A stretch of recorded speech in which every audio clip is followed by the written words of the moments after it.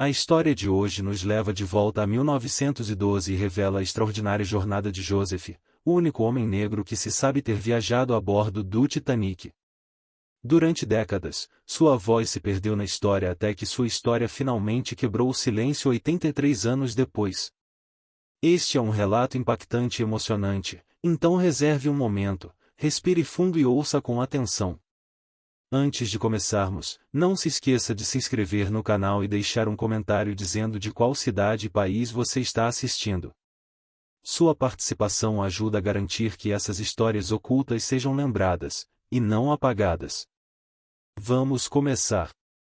Na noite de 14 de abril de 1912, o maior navio já construído cruzava o Atlântico Norte a toda velocidade.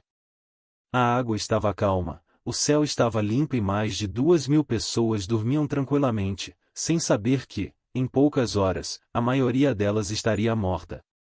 Entre esses passageiros, havia um homem cuja história permaneceria oculta por quase um século. Seu nome era Joseph Philippe Lamy Merier Laros. Ele tinha 25 anos. Ele era um engenheiro formado. Ele falava 3 idiomas fluentemente e era o único homem negro a bordo do RMS Titanic. Mas você nunca ouviu o nome dele em nenhum filme. Você nunca viu o rosto dele em nenhum documentário. Durante 83 anos, o mundo se esqueceu de que ele sequer existiu, até que sua filha, aos 84 anos, decidiu quebrar o silêncio e contar ao mundo o que realmente aconteceu naquela noite. Esta é uma história sobre amor, racismo, sacrifício e uma promessa que nunca foi cumprida.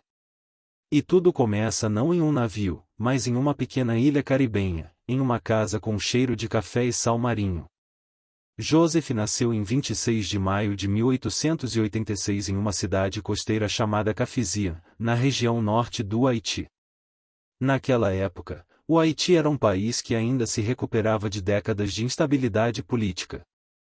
Mas a família de Joseph era diferente. Eles não eram pobres. Eles não estavam passando por dificuldades. Seu pai era um ex-oficial militar com ligações ao governo. Sua mãe, Uzuzeli, vinha de uma família respeitada com raízes na elite haitiana. Eles moravam em uma casa com venezianas de madeira e um jardim repleto de flores tropicais. Joseph cresceu ouvindo o francês ser falado à mesa de jantar. Seus pais acreditavam na educação. Eles acreditavam que o conhecimento era a única coisa que ninguém podia tirar de você. E desde muito jovem, eles perceberam algo especial em seu filho. José estava curioso. Ele fazia perguntas sobre tudo. Ele queria saber como as coisas funcionavam. Ele desmontava relógios antigos só para ver as engrenagens de dentro. Ele observava os navios chegando ao porto e se perguntava como algo tão pesado podia flutuar na água.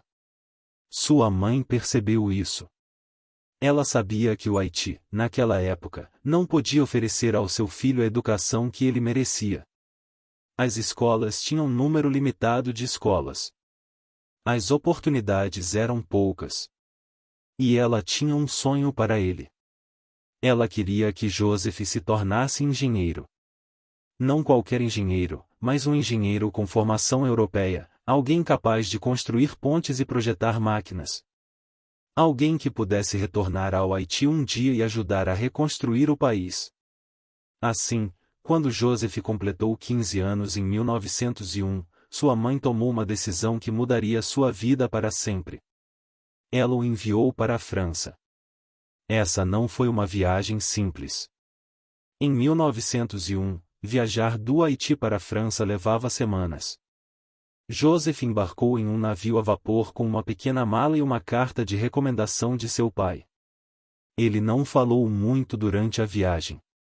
Ele passava a maior parte do tempo no convés observando o horizonte, imaginando como seria a Europa. Ele tinha visto fotos em livros. Ele ouvirá histórias de parentes que haviam visitado Paris, mas nada poderia prepará-lo para o que estava prestes a vivenciar.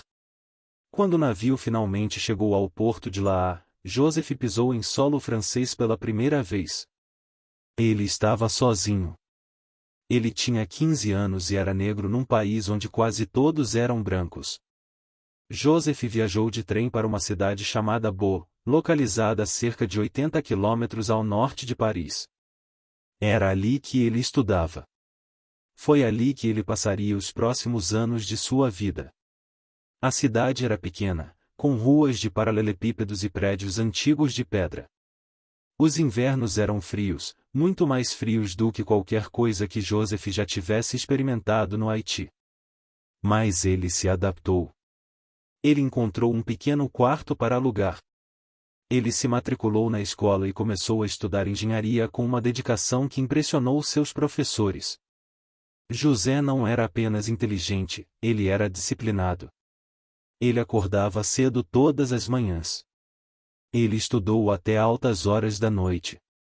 Ele estudou gramática francesa até conseguir escrever melhor do que a maioria dos seus colegas. Ele aprendeu matemática, física e desenho técnico. Ele queria provar que um homem negro do Haiti podia competir com qualquer pessoa na Europa. Mas a França não foi fácil para José. As pessoas eram educadas, mas distantes. Alguns deles nunca tinham visto uma pessoa negra antes. Eles ficavam olhando para ele na rua. Eles cochichavam quando ele entrava na sala. José aprendeu a ignorá-lo. Ele se concentrou nos estudos. Ele disse a si mesmo que, assim que tivesse seu diploma, tudo seria diferente. As pessoas o respeitariam por seu conhecimento, não o julgariam por sua cor de pele.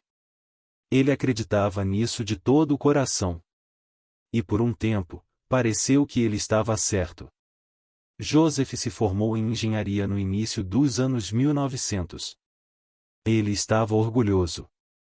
Sua mãe estava orgulhosa. Ele tinha feito exatamente o que ela sonhara.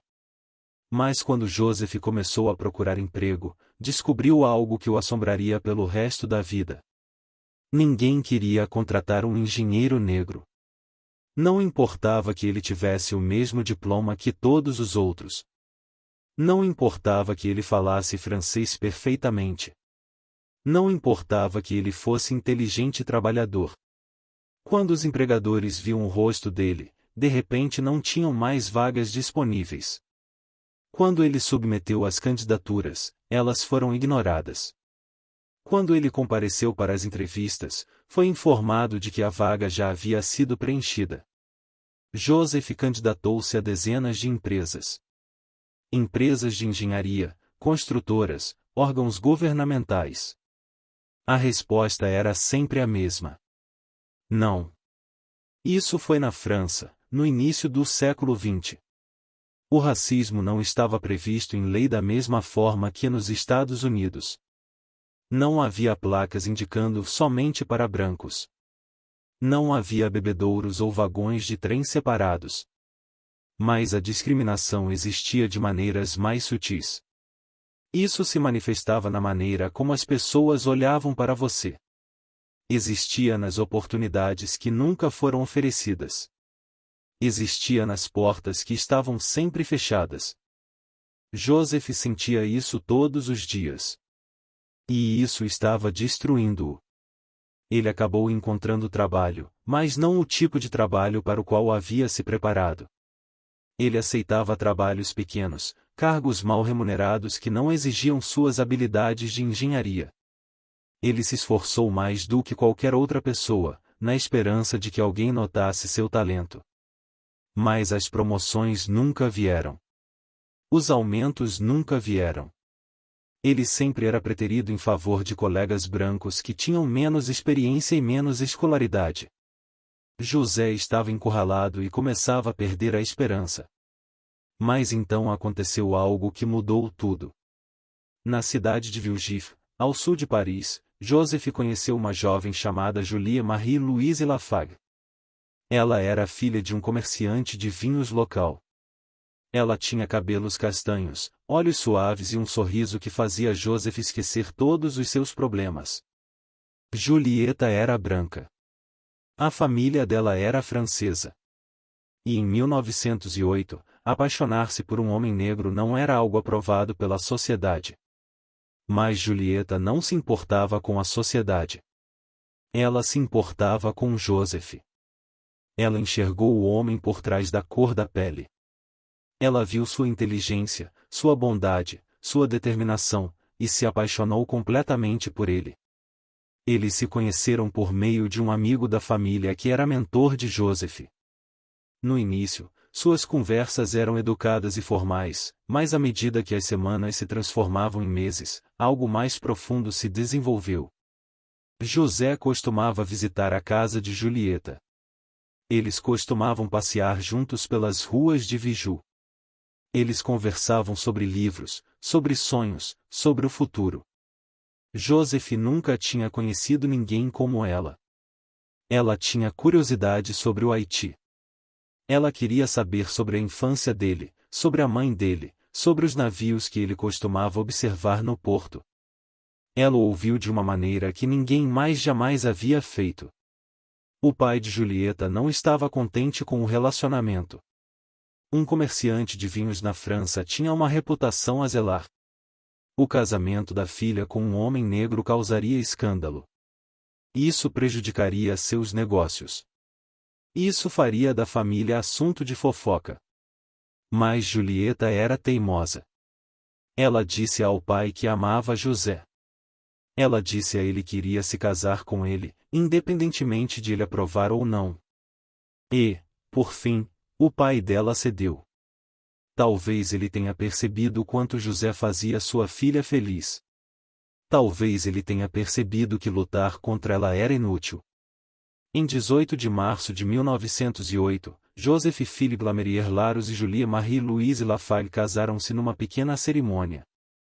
José tinha 21 anos. Julieta tinha 20 anos, e apesar de todos os obstáculos, eles finalmente estavam juntos. Os primeiros anos de casamento foram felizes, mas difíceis. Joseph ainda estava lutando para encontrar um emprego adequado. A discriminação não havia cessado. Na verdade, a situação só piorou.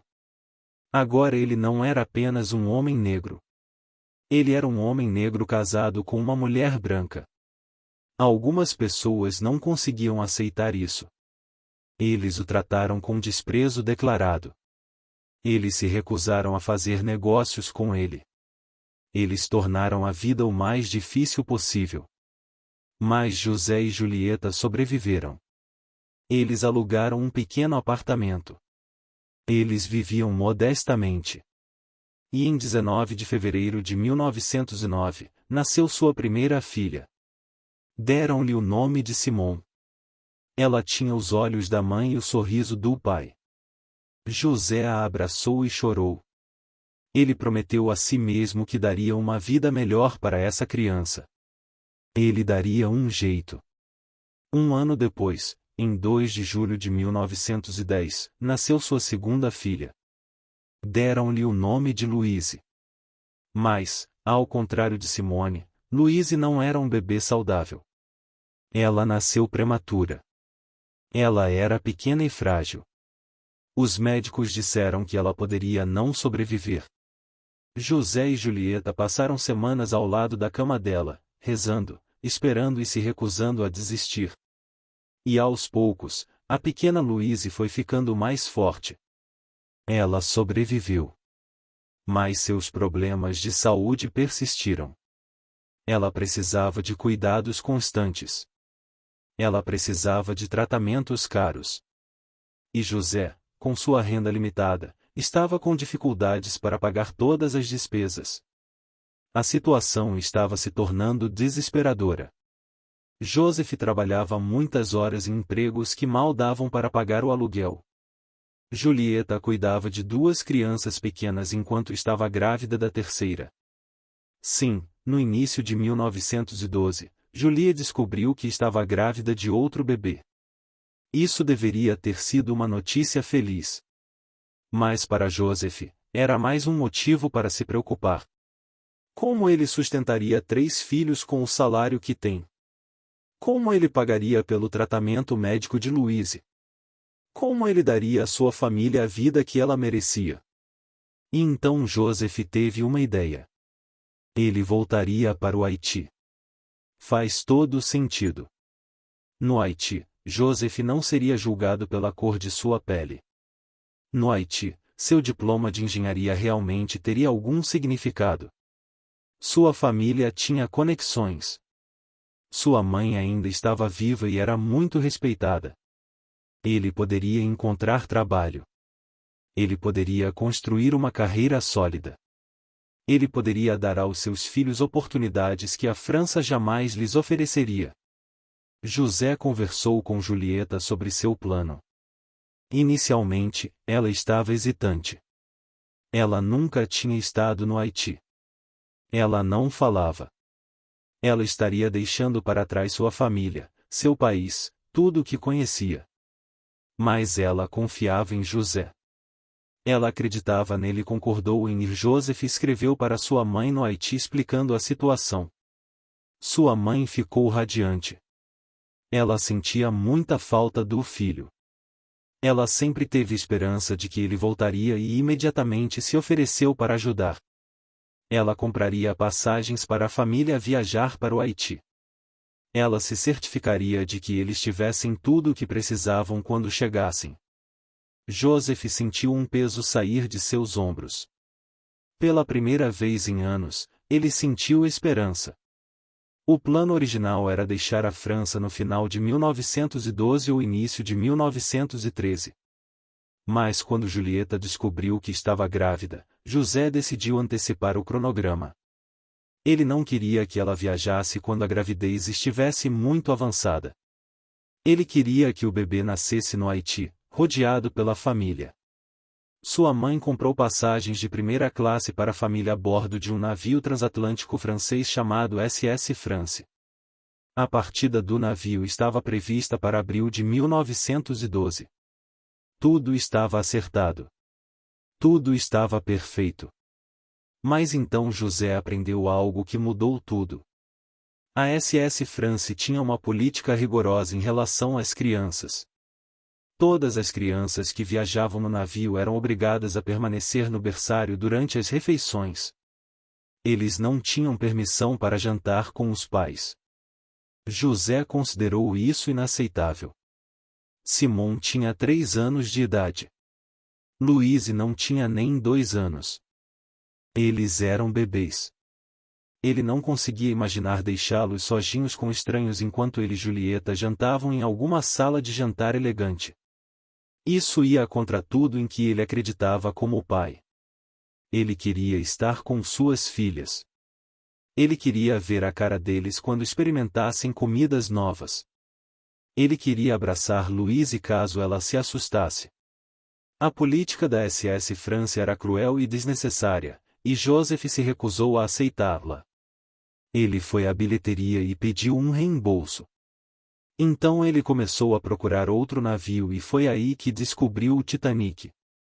O RMS Titanic era o maior navio do mundo. Era novinho em folha. Estava fazendo sua viagem inaugural de Southampton, Inglaterra, para a cidade de Nova York. Todo mundo estava falando sobre isso. Os jornais a chamavam de inafundável. Disseram que era um palácio flutuante com luxos que nenhum outro navio podia igualar. Os passageiros da primeira classe teriam acesso a um ginásio, uma piscina, banhos turcos e restaurantes que rivalizavam com os melhores estabelecimentos de Paris. Dizia-se que até mesmo as acomodações de segunda classe eram melhores do que as de primeira classe em outros navios. E, mais importante ainda, o Titanic não tinha as mesmas políticas restritivas em relação a crianças. José poderia jantar com suas filhas. Ele poderia passar um tempo com eles durante a viagem. Ele poderia ser o pai que sempre quis ser. Joseph trocou as passagens de primeira classe do SS France por passagens de segunda classe do Titanic.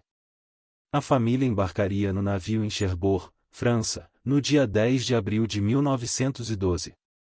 De lá, seguiriam de barco para Nova York. E de Nova York eles pegariam outro navio para o Haiti. Foi uma viagem mais longa, mas Joseph não se importou. Ele estava animado. Ele finalmente estava levando sua família para casa. Os dias que antecederam a partida foram agitados. Julieta arrumou os pertences deles. Joseph fez os preparativos para o apartamento deles. Ele se despediu dos poucos amigos que havia feito na França. Ele escreveu cartas para parentes no Haiti dizendo-lhes que a família chegaria em breve. Simon e Louise não entenderam o que estava acontecendo. Eles eram muito jovens. Mas eles conseguiam sentir a animação no ar. O pai deles estava sorrindo mais do que o normal. A mãe deles cantava enquanto dobrava as roupas. Algo maravilhoso estava prestes a acontecer. Na manhã de 10 de abril de 1912, a família Laras viajou de trem para Cherbourg. Cherbourg era uma cidade portuária na costa norte da França, famosa por seu porto profundo. O Titanic era grande demais para atracar no cais, então os passageiros tiveram que ser transportados até o navio em barcos menores chamados tenders. O navio que transportaria a família Lara chamava-se SS Nomadic. Era uma pequena embarcação robusta, pintada de branco, com a bandeira branca da Sarline hasteada em seu mastro. Joseph carregava Louise nos braços enquanto embarcavam no bote. Simon segurou a mão da mãe, olhando em volta com os olhos arregalados. Havia dezenas de outros passageiros no barco, falando diferentes línguas e vestindo roupas caras. Alguns deles olharam para a família Lash com curiosidade.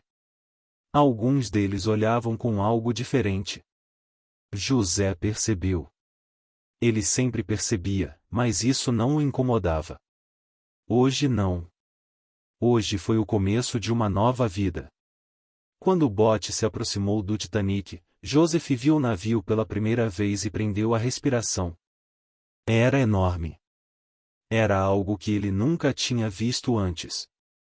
O casco emergiu da água como uma parede de ferro negra, estendendo-se tão alto que Joseph teve que inclinar a cabeça para trás para ver o topo. 4 enormes chaminés apontavam para o céu, pintadas nas cores características da linha branca da estrela, amarelo claro com topos pretos. O navio era mais comprido do que qualquer edifício em que Joseph já tivesse entrado. Parecia permanente. Parecia invencível. Parecia algo que jamais afundaria. O bote atracou ao lado do navio e os passageiros começaram a subir uma passarela até a entrada do segundo convés. José ajudou Julieta, que agora estava visivelmente grávida. Ele carregava Louise, que havia adormecido em seu ombro. Simon caminhava entre os pais dela, segurando sua boneca favorita. A família embarcou no Titanic por volta das 18h30. O sol começava a se pôr. A orquestra do navio tocava em algum lugar ao longe. E Joseph Lara, o único homem negro a bordo, respirou fundo e sorriu. Eles tinham conseguido. A cabine deles ficava no convés, na seção da segunda classe do navio. Era pequeno, mas confortável. Havia 2 camas, uma pia e uma vigia com vista para o oceano. As paredes eram pintadas de branco. Os lençóis estavam limpos. Comparado ao apartamento deles na França, parecia quase luxuoso. Julieta sentou-se na cama e expirou. A viagem tinha sido exaustiva. A gravidez a deixava cansada, mas ela estava feliz. Ela olhou para José e estendeu a mão para ele. Naquela primeira noite no Titanic, a família jantou junta no salão de jantar da segunda classe. O quarto era lindo. Paredes revestidas de carvalho, toalhas de mesa brancas, copos de cristal, garçons em uniformes impecáveis circulavam entre as mesas, servindo prato após prato. Simon era fascinado por tudo. Louise dormia nos braços da mãe. Joseph pediu comida que nunca havia experimentado antes. Ele riu de algo que Julieta disse. Por algumas horas, ele se esqueceu da discriminação. Ele se esqueceu das dificuldades. Ele era apenas um pai jantando com sua família no navio mais famoso do mundo. Mas nem todos foram receptivos. Alguns passageiros na sala de jantar encaravam a família Lara-R.O. Um homem negro com uma esposa branca e 2 filhos mestiços não era uma visão comum em 1912. Algumas pessoas cochichavam, outras apontavam. Joseph ouviu fragmentos de uma conversa. Palavras que não eram para ele ouvir, mas que ele compreendeu perfeitamente. Ele fingiu não perceber. Ele concentrou-se em Julieta. Ele se concentrou em suas filhas. Ele se recusou a deixar que alguém estragasse aquele momento. Nos dias seguintes, a família Lara-R.O. estabeleceu uma rotina. Joseph acordava cedo e caminhava pelo convés, respirando o ar salgado e observando o oceano infinito se estender até o horizonte. Julieta ficava na cabana com as crianças, lendo livros, brincando e descansando. Eles se encontravam para as refeições. Eles falavam sobre o Haiti. José contou a Julieta sobre as praias, sobre as montanhas, sobre a casa onde cresceu. Ele contou a ela sobre a comida que sua mãe costumava fazer. Ele contou a ela sobre o som dos tambores durante o carnaval. Julieta ouviu cada palavra. Ela estava se apaixonando por um país que nunca tinha visto. Os outros passageiros continuaram a tratar a família Lara-R.O. com uma mistura de curiosidade e frieza. Alguns presumiram que as crianças não eram realmente suas. Uma mulher teria pensado que Simon e Louise eram japoneses por causa da pele morena clara e dos cabelos escuros deles. Joseph ouviu comentários em inglês e francês. Ele entendia perfeitamente os 2 idiomas, mas nunca respondeu. Ele nunca confrontou ninguém. Ele simplesmente manteve a cabeça erguida e continuou caminhando. Ele passou a vida inteira lidando com pessoas que se achavam melhores do que ele. Ele não ia desperdiçar sua energia com eles. No domingo, 14 de abril de 1912, a família Laros compareceu a um culto religioso na sala de jantar da segunda classe. Foi um breve culto ecumênico conduzido pelo capitão do navio, Edward Smith. Os passageiros cantavam hinos. Eles oraram. Eles agradeceram pelo belo tempo e pela viagem tranquila. Joseph sentou-se com sua família em uma das últimas fileiras. Ele não era particularmente religioso, mas apreciou o momento de paz. Ele fechou os olhos e pensou em sua mãe no Haiti. Ele imaginou o rosto dela quando visse novamente. Ele a imaginou segurando seus netos pela primeira vez. Em poucos dias, eles estariam juntos. Após a cerimônia, Joseph fez algo incomum. Ele foi para a sala de fumantes do segundo andar. Este era um espaço onde os homens se reuniam para conversar, beber e jogar cartas. Joseph raramente socializava com estranhos. Ele preferia passar tempo com Julieta e as crianças. Mas algo o fez ir naquele dia. Talvez ele quisesse relaxar. Talvez ele quisesse se sentir normal como qualquer outro passageiro do navio. Ele encontrou um lugar para sentar no canto. Ele pediu uma bebida. Ele observou os outros homens rindo e brincando. E por um instante, ele sentiu que pertencia àquele lugar. Naquela noite, a família teve seu último jantar junta. O menu incluía cordeiro, rosbife, legumes e uma seleção de sobremesas. Simon comeu tudo o que estava no prato dela. Louise estava exigente como sempre. Julieta parecia cansada, mas satisfeita. Joseph olhou para sua família do outro lado da mesa e sentiu uma onda de amor tão poderosa que quase doeu. Essas 3 pessoas eram tudo para ele. Ele havia cruzado oceanos por eles. Ele havia suportado discriminação por causa deles.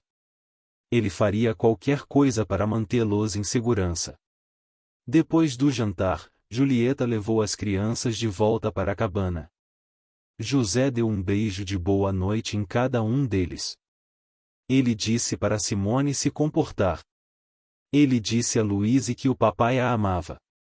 Ele disse a Julieta que logo iria para a cama. Em seguida, ele retornou à sala de fumantes. Ele queria aproveitar as últimas horas tranquilas da viagem. Amanhã eles chegariam a Nova York. Amanhã começaria a verdadeira jornada. Às 23h40, Joseph sentiu um leve tremor percorrer o navio. Ele ergueu os olhos da bebida. Os outros homens na sala de fumantes também sentiram isso. Alguém fez uma piada sobre atropelar uma baleia. Outra pessoa riu nervosamente. Os motores do navio pareciam ter parado. O quarto ficou muito silencioso. José se levantou. Algo estava errado. Ele podia sentir isso nos ossos. Ele saiu da sala de fumantes e foi para o convés. A noite estava congelante. As estrelas brilhavam intensamente e pedaços de gelo estavam espalhados pelo convés. Pequenos fragmentos, semelhantes a vidro quebrado, brilhavam à luz das janelas do navio. José pegou um. Estava frio e molhado em sua mão. Ele olhou para a proa do navio e viu algo que lhe fez o coração parar. Uma enorme parede branca raspava o lado estibordo do Titanic. Um iceberg. Joseph largou o gelo e correu em direção à sua cabana.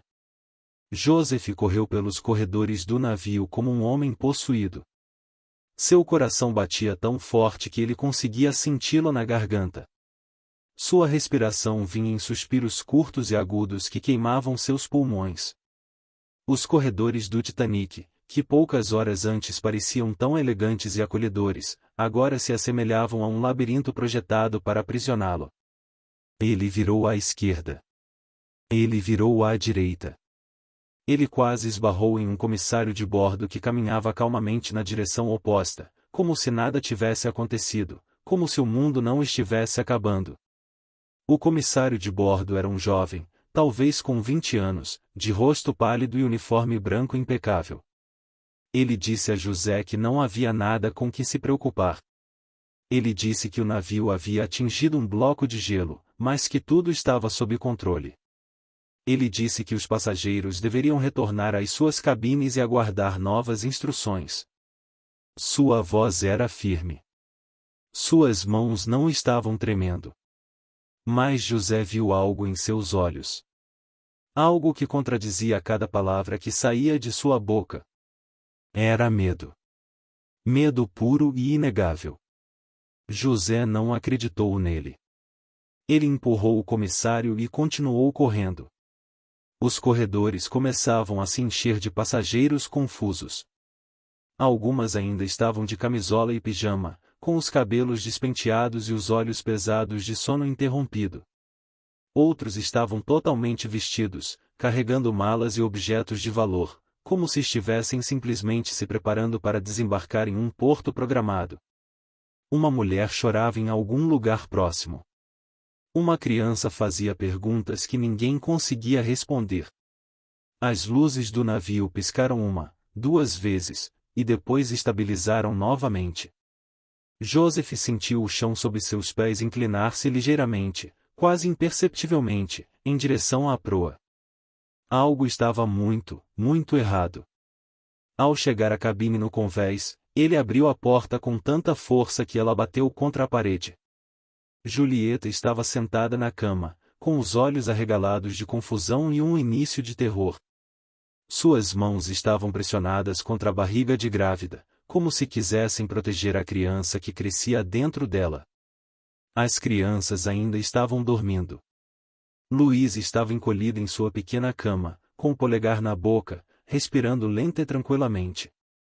Simone estava estirada no colchão dela, com um braço pendurado para fora da borda e sua boneca favorita agarrada contra o peito. O impacto fora tão suave, tão enganosamente leve, que nem sequer perturbara seus sonhos. Julieta perguntou a José o que estava acontecendo. Sua voz era calma, controlada, a voz de uma mulher que se esforçava muito para não entrar em pânico, mas Joseph conseguia ver o medo começando a se formar em seus olhos. Ele pôde ver as mãos dela tremendo levemente enquanto ela afastava os cobertores. Ele mandou que ela se vestisse. Ele disse para ela vestir as crianças com roupas bem quentes. Ele disse a ela que precisavam subir imediatamente ao convés. Ele não explicou o motivo. Não havia tempo para explicações. Não havia tempo para perguntas. Cada segundo que eles perdiam naquela cabine era um segundo a menos rumo ao desastre. Julieta agiu rapidamente. Ela estava grávida de 7 meses, e seu corpo estava pesado e lento, mas a adrenalina lhe dava uma força que ela não sabia que possuía. Ela vestiu um casaco de lã grosso por cima da camisola de dormir. Ela pegou lenços e chapéus do pequeno guarda-roupa. Ela enrolou Simon em um cobertor e tirou a criança sonolenta da cama com a eficiência prática de uma mãe. Simon murmurou algo ininteligível e se aconchegou no ombro da mãe. Foi mais difícil acordar Louise. Ela choramingou e chorou quando Julieta a levantou, seu pequeno corpo rígido em protesto. Mas não havia tempo para conforto. Não havia tempo para palavras de consolo. Joseph pegou os coletes salva-vidas que estavam guardados na cabine.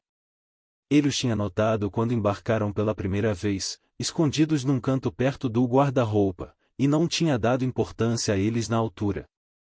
Pareciam uma mera formalidade, uma precaução para um perigo que nunca chegaria a acontecer. O Titanic era inafundável. Todos disseram isso. Os jornais disseram isso.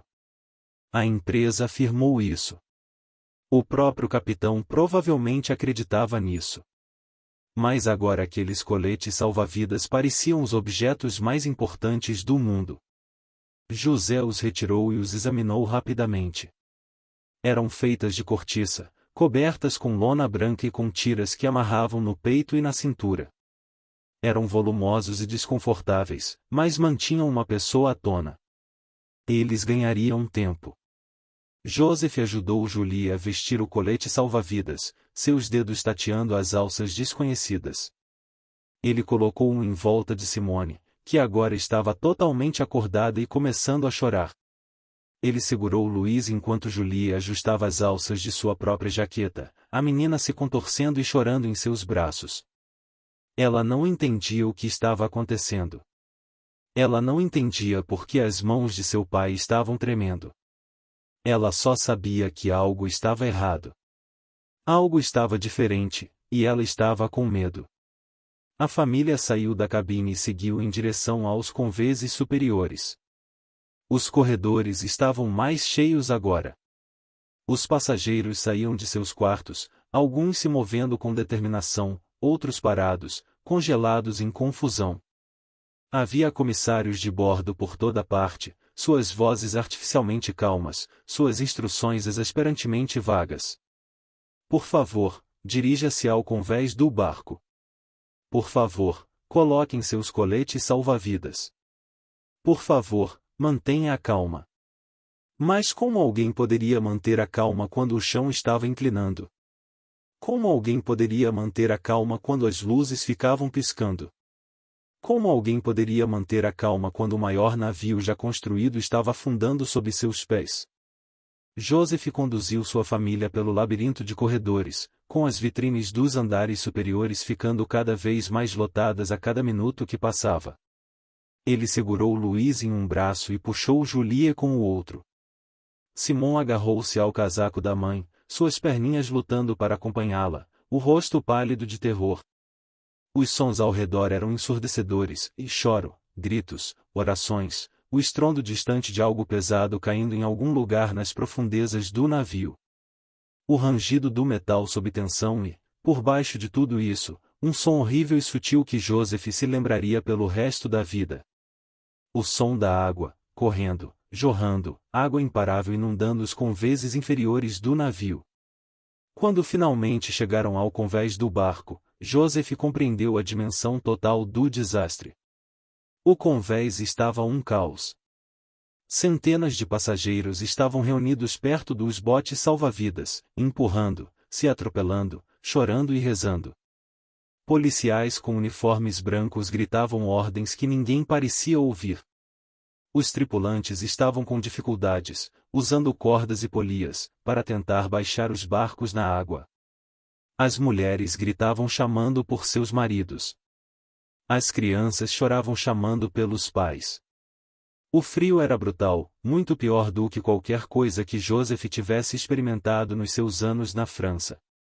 A temperatura estava abaixo de zero, e cada respiração parecia engolir gelo. As estrelas acima brilhavam de uma forma impossível, indiferentes ao sofrimento abaixo, e a orquestra do navio tocava. José mal podia acreditar. Em meio a esse pesadelo, um grupo de músicos estava no convés, com seus instrumentos nas mãos, tocando melodias alegres como se fosse uma festa no jardim. A música era surreal, quase ofensiva em seu tom normal. O som contrastava violentamente com os gritos e o caos, criando uma dissonância que fazia toda a cena parecer um sonho febril. Mais tarde, Joseph descobriria que a orquestra havia recebido instruções para tocar a fim de manter os passageiros calmos. Mais tarde, ele compreenderia a bravura daqueles músicos que continuaram a tocar mesmo quando o navio afundou sob seus pés. Mas naquele momento, a música só piorou tudo. Joseph abriu o caminho pela multidão, com os olhos percorrendo os botes salva-vidas. Ele precisava encontrar uma que ainda estivesse carregando. Ele precisava tirar sua família daquele navio. O Titanic estava afundando. Ele podia sentir isso agora. A inclinação inconfundível do convés. A maneira como a gravidade se alterava sob seus pés. A proa estava abaixando. A popa estava se elevando.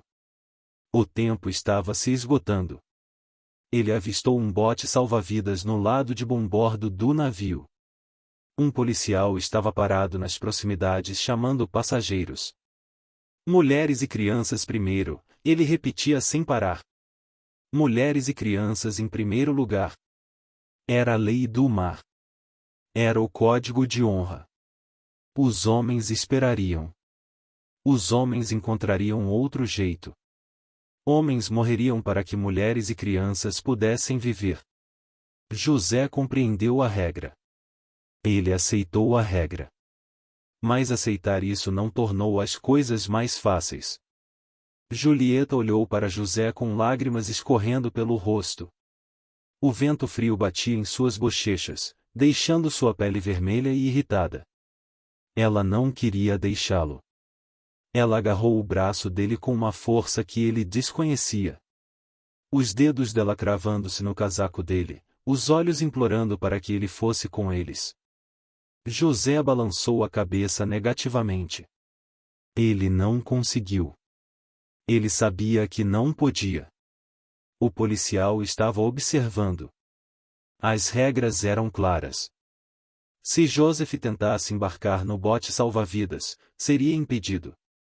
Ele seria jogado para trás. Ele pode até ser baleado.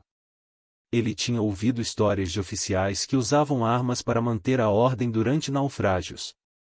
Ele não arriscaria. Ele não arriscaria a chance de sobrevivência de sua família. Ele disse a Julieta que encontraria outra maneira. Ele disse a ela que havia mais botes salva-vidas do outro lado do navio. Ele disse a ela que haveria em Nova York.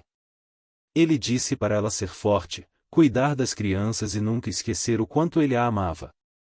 Sua voz era firme, mas por dentro ele estava se despedaçando. Por dentro, ele gritava. Ele não queria deixá-la ir. Ele não queria ver sua família desaparecer na escuridão. Mas ele não tinha escolha. O oficial fez um gesto impaciente para que Julie embarcasse no bote salva-vidas. Outras mulheres já estavam entrando, com os rostos pálidos de medo, os movimentos desajeitados e desesperados. Julieta hesitou. Ela olhou para José mais uma vez. Memorizando seu rosto, gravando sua imagem em sua memória.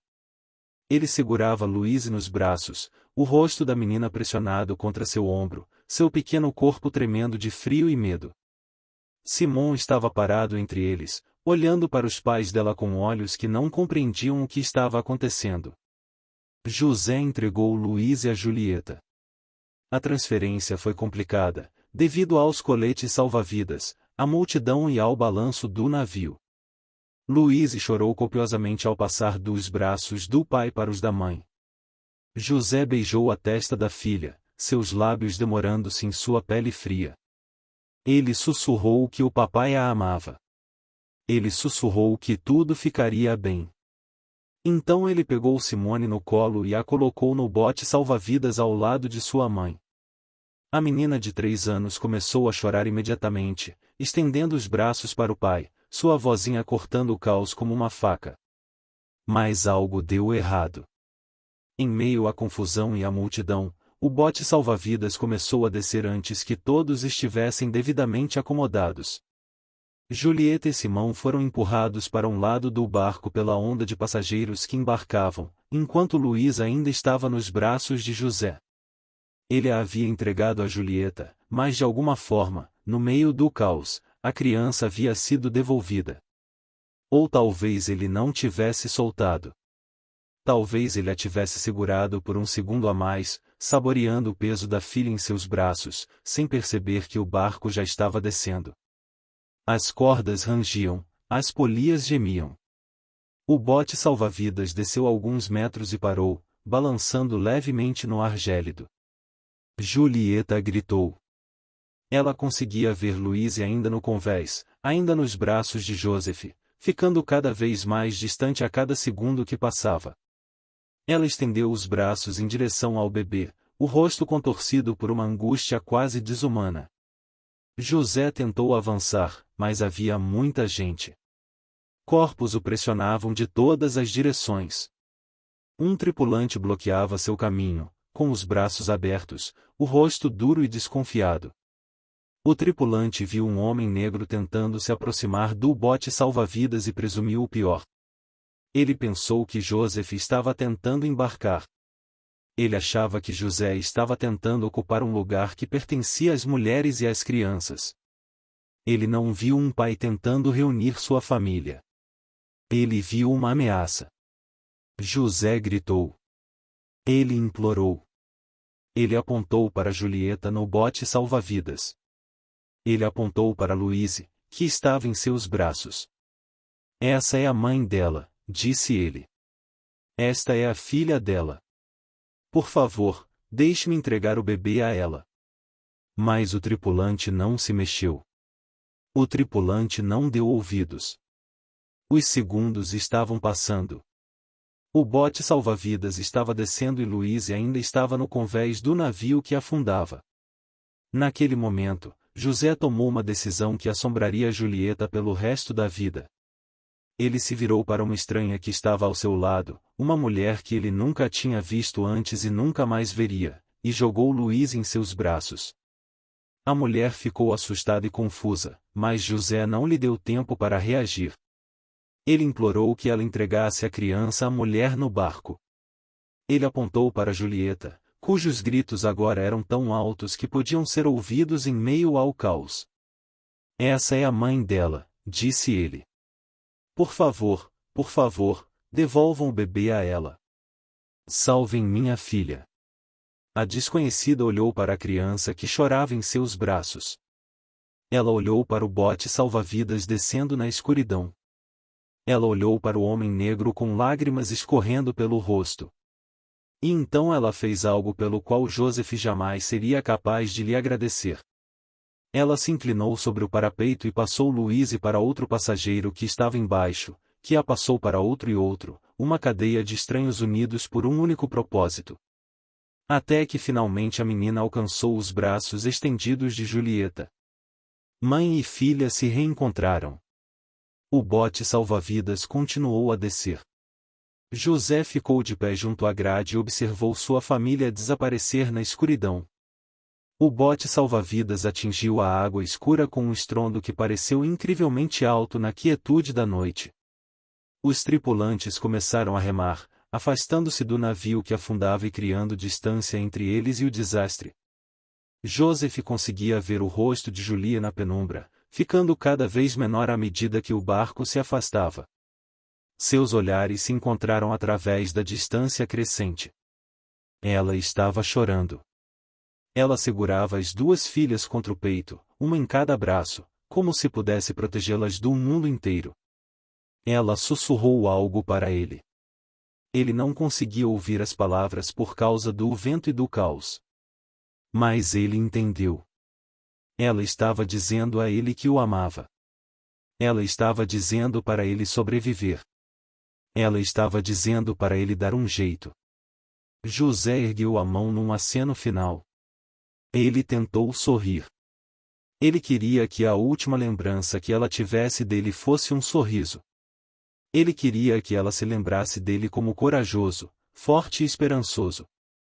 Ele não queria que ela visse o terror em seu coração.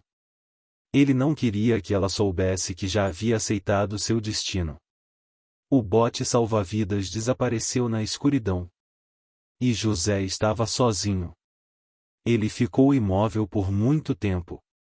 Ele estava de pé junto à grade, com as mãos agarrando o metal frio, os olhos fixos no local onde o bote salva-vidas havia desaparecido. O Titanic estava agora adernando muito, inclinando-se para frente num ângulo que tornava difícil ficar de pé. A água estava entrando nos conveses inferiores através de rasgos no casco. A proa estava afundando, a popa subindo, o grande navio estava morrendo, e não havia nada que alguém pudesse fazer para salvá-lo. Ao redor de Joseph, o caos persistia. Os passageiros corriam em todas as direções, procurando o bote salva-vidas que já haviam partido. Os policiais disparavam tiros para o ar, tentando manter a ordem.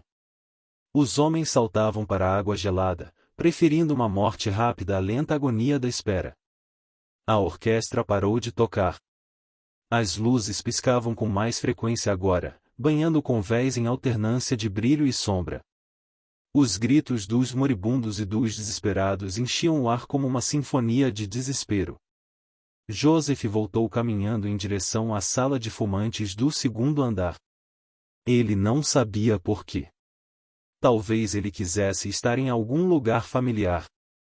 Talvez ele quisesse ficar longe da multidão e dos gritos. Talvez ele simplesmente precisasse de um momento para pensar, para processar, para aceitar o que estava acontecendo. A sala de fumantes estava quase vazia quando ele chegou. Alguns homens estavam sentados às mesas bebendo uísque, jogando cartas, esperando o fim. Eles haviam aceitado seu destino. Eles sabiam que não havia botes salva-vidas suficientes. Eles sabiam que a água estava congelando. Eles sabiam que, mesmo se saltassem, não sobreviveriam mais do que alguns minutos. Então eles se sentaram, beberam e esperaram. José sentou-se na mesma cadeira em que estivera sentado apenas 2 horas antes. A mesma cadeira onde ele sonhava com o Haiti. A mesma cadeira onde ele imaginava o rosto da mãe ao vê-lo novamente. Ele pensou em Julieta. Ele pensou em Simon e Louise. Ele pensou no bebê que Julieta carregava, a criança que jamais conheceria o pai. Ele pensou em sua mãe no Haiti, que receberia uma carta em algumas semanas informando que seu filho estava morto. Ele pensou em todas as coisas que nunca faria, em todos os lugares que nunca veria, em todos os momentos que nunca compartilharia com as pessoas que amava. E ele refletiu sobre a vida que havia vivido. 25 anos. Isso foi tudo o que lhe foi dado. 25 anos de luta, de discriminação, de batalha por cada oportunidade. Ele havia saído do Haiti ainda menino e atravessado um oceano para conseguir estudar. Ele havia estudado mais do que qualquer outra pessoa, trabalhado mais horas do que qualquer outra pessoa, e mesmo assim não tinha sido suficiente. A cor de sua pele o seguia por toda parte, fechando portas que deveriam estar abertas, negando-lhe oportunidades que outros consideravam garantidas. Ele amou e foi amado. Ele se casou com uma mulher que enxergou além da sua cor, que o amou por quem ele era. Ele era pai de 2 lindas filhas e esperava um terceiro filho. Ele havia se esforçado tanto para construir uma boa vida, uma vida com significado. E agora tudo terminava com um navio afundando no meio do Oceano Atlântico. José fechou os olhos. Ele pensou em Julieta no bote salva-vidas, abraçando as filhas. Ele imaginou que eles seriam resgatados. Ele os imaginou chegando a Nova York, depois viajando para o Haiti, em seguida, começando uma nova vida sem ele. Ele imaginava seus filhos crescendo, indo para a escola, se apaixonando, tendo seus próprios filhos. Ele imaginou Julieta envelhecendo, seus cabelos ficando grisalhos, seu rosto marcado pelas rugas do tempo. Ele esperava que ela encontrasse a felicidade. Ele esperava que ela encontrasse a paz. Ele esperava poder contar aos filhos dele sobre ele, sobre o pai que os amara mais do que a própria vida. Às 2h20 da manhã do dia 15 de abril de 1912, o RMS Titanic partiu-se ao meio e afundou nas ondas do Atlântico Norte. O som era diferente de tudo que os sobreviventes já tinham ouvido. Um rugido profundo e estrondoso quando o navio se partiu em dois, um estrondo ensurdecedor quando a proa mergulhou nas profundezas. Um momento de silêncio sepulcral enquanto a polpa se erguia verticalmente, apontando para as estrelas como um dedo escuro acusando os céus. E então os gritos. Centenas e centenas de gritos quando mais de 1.500 pessoas foram mergulhadas em água tão fria que seus corações pararam em poucos minutos. Joseph Philip Lameyer Laros estava entre os mortos. Seu corpo nunca foi encontrado. Os botes salva-vidas ficaram à deriva na escuridão durante horas, rodeados pelos gritos dos moribundos. Os passageiros se amontoaram para se aquecer, seus corpos tremendo de frio e choque. Alguns rezaram, alguns choraram, alguns simplesmente encararam a escuridão com olhos vazios, incapazes de processar o que tinham presenciado. Os gritos vindos da água foram diminuindo gradualmente à medida que o frio ceifava suas vidas. Em menos de uma hora, só havia silêncio. Um silêncio absoluto e terrível que parecia engolir o mundo inteiro. Julieta abraçou suas filhas durante toda a noite. Ela não dormiu. Ela não disse nada. Ela simplesmente abraçou Simon e Louise, tentando mantê-los aquecidos e vivos. Seus olhos nunca se desviaram do horizonte. Ela continuava na esperança de ver Joseph em outro bote salva-vidas. Ela repetia para si mesma que ele havia encontrado uma maneira de sobreviver. Ele era inteligente. Ele era engenhoso. Ele havia prometido a ela que se encontrariam novamente em Nova York. José nunca havia quebrado uma promessa feita a ela. Ele não começaria agora. Mas, com o passar das horas, a esperança começou a desaparecer. Os outros botes salva-vidas se juntaram, compartilhando sobreviventes, compartilhando informações, compartilhando a dor. Ninguém tinha visto José. Ninguém tinha visto um homem negro em nenhum dos barcos. O coração de Julieta afundava a cada minuto que passava. Ela começou a entender o que vinha se recusando a aceitar. O marido dela havia desaparecido.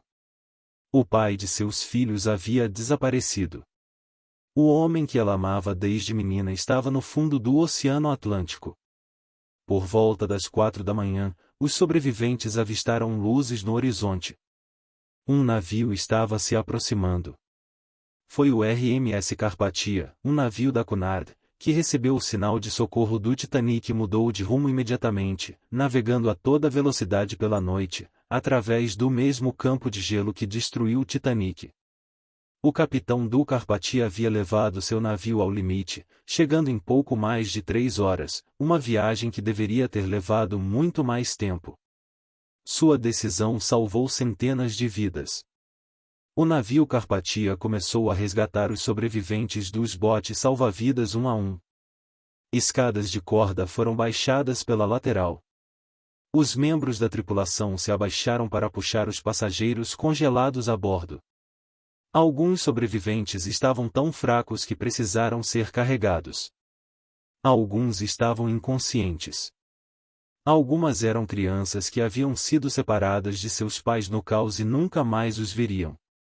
Julieta e suas filhas estavam entre os 706 sobreviventes resgatados pelo Carpathia. Quando Julieta subiu a bordo do navio de resgate, começou imediatamente a procurar por José. Ela caminhou em meio à multidão de sobreviventes, seus olhos percorrendo cada rosto, sua voz chamando pelo nome dele. Ela perguntou aos policiais se eles tinham visto um homem negro. Ela o descreveu em detalhes, sua altura, suas roupas, os livros de engenharia que ele sempre carregava, seu sorriso, aquele que iluminava todo o seu rosto. Ninguém o tinha visto. Ninguém conseguiu ajudá-la.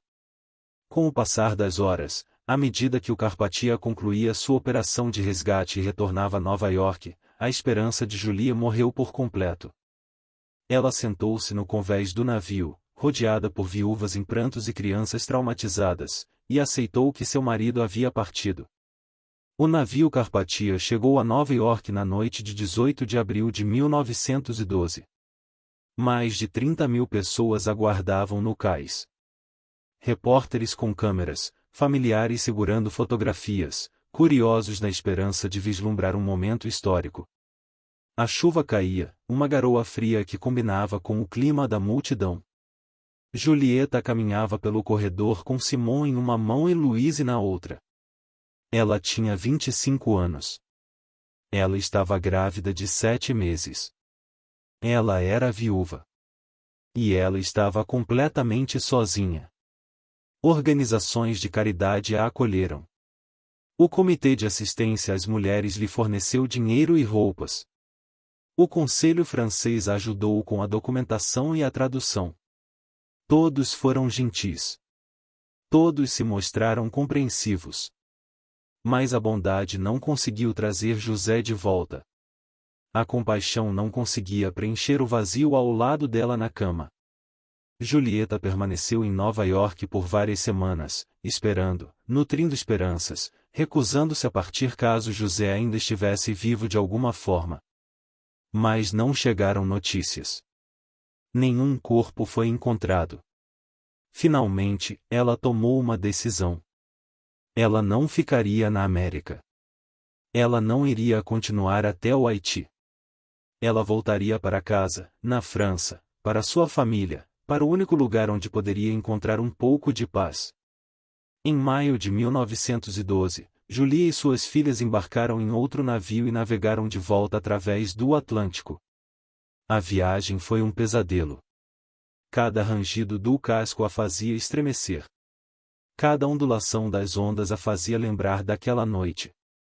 Simon tinha pesadelos horríveis. Louise chorava constantemente, sentindo a dor da mãe, mesmo sem conseguir compreendê-la. Quando chegaram à França, os três estavam completamente destruídos. A família de Julieta a recebeu de braços abertos. O pai a abraçou enquanto ela chorava. A mãe dela cuidava das crianças. Ninguém fez perguntas. Ninguém a obrigou a falar. Eles simplesmente a cercaram de amor e esperaram que ela se curasse. Em 17 de dezembro de 1912, 8 meses após o naufrágio do Titanic, Julie deu à luz seu terceiro filho. Era um menino. Ela o chamou de Joseph Philippe Lessier Larus Jr., em homenagem ao pai que ele nunca conheceria. O bebê era saudável e forte. Ele tinha os olhos do pai, escuros, inteligentes e cheios de vida. Julieta abraçou o filho e chorou porque ele era lindo e porque José nunca mais o veria. Julieta nunca se casou novamente. Ela dedicou sua vida a criar seus 3 filhos, trabalhando em vários empregos para sustentá-los e sacrificando sua própria felicidade pelo futuro deles. Ela nunca se esqueceu de José. Todos os anos, no aniversário do naufrágio, ela acendia uma vela e sentava-se sozinha na escuridão, em memória. Ela nunca falou publicamente sobre o Titanic. O trauma era profundo demais, as feridas muito recentes. Quando os repórteres vieram pedir entrevistas, ela os dispensou. Quando os cineastas ofereceram dinheiro para contar sua história, ela recusou. Naquela noite, ela havia construído um muro ao seu redor e não deixaria ninguém derrubá-lo.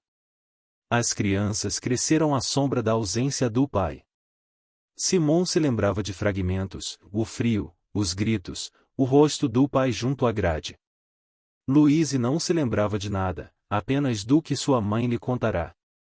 E Joseph Jr. nunca chegou a conhecer o pai. Apenas as histórias, apenas as fotografias, apenas o peso de um nome que carregava tanta história. Décadas se passaram. O mundo mudou. 2 guerras mundiais vieram e se foram. O Titanic tornou-se uma lenda, tema de livros e filmes e fonte de fascínio sem fim. Mas o nome de Joseph LaRoche nunca apareceu. Seu rosto nunca foi mostrado. Sua história nunca foi contada. A história o apagou, assim como apagou tantos outros que não se encaixavam na narrativa.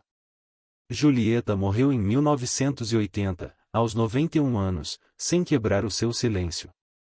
Simon morreu alguns anos depois, levando suas memórias para o túmulo. Só Louise permaneceu. Em 1995, Louise Larus tinha 84 anos. Ela morava em Paris, num pequeno apartamento repleto de fotografias e lembranças. Ela viveu uma vida longa. Ela já tinha visto tudo e estava cansada do silêncio. Quando um representante da Sociedade Histórica do Titanic entrou em contato com ela pedindo para contar sua história, ela disse que sim. A entrevista durou horas. Louise contou-lhes tudo. A infância do pai dela no Haiti, a educação dele na França, a discriminação, o casamento, a decisão de migrar, a troca de passagens. Na noite de 14 de abril, o caos, a separação, o estranho que a passou de mão em mão, a dor da mãe, o irmão, nascido 8 meses depois, carregando o nome do pai. Pela primeira vez em 83 anos, o mundo ouviu a história de Joseph Philippe Lessier Larriot. Louise faleceu em 28 de janeiro de 1998, aos 87 anos.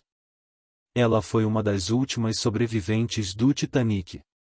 Mas antes de partir, ela garantiu que seu pai jamais fosse esquecido.